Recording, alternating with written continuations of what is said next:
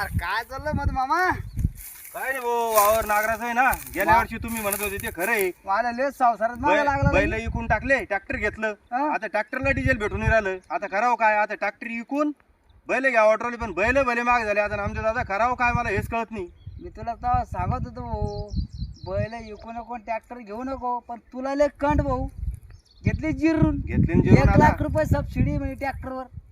हा हो ना, हो ना. आता बरी जिरली का? आता चांगलीच जिरली. आता ट्रॅक्टर विकून बैल घेतो, पण बैल माग झाले ना. आता एक काम कर, हम्म. ट्रॅक्टर बी राहू दे आणि कोणाच्या वाटल्यास 20,000 रुपये मी देतो. 2 मस्त पैकी गावरान बैल घेऊन येई चल.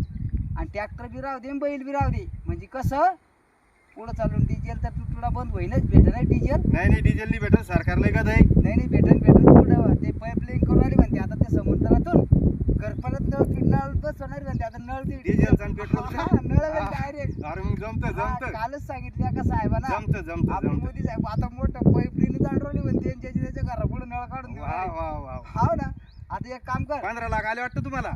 हा मग ती अरे बाबा मागच ती आपली बिल्डिंग पाहिली ती मोठी तो हा दिसू राहिली 15 लाख. त्याच्यातच बाहेर राहिलं मग मी बी जातो आज बँकेत चेक करतो. चेक करून घ्या. मी काय म्हणतो, हं. आता एक काम कर जा, इथून पुढं खोट्यावर 2 बैल ठेवायचे बरं का कायम चालेल, स्वरूपी. चालेल. ट्रॅक्टर एक सोडून 2 घ्या, पण बैल जोडी कायम खोट्यावर ठेवा, नाही तर या असे हाल होतील. समजलं भाऊ कसं? मधु मामा म्हणन तसं. हा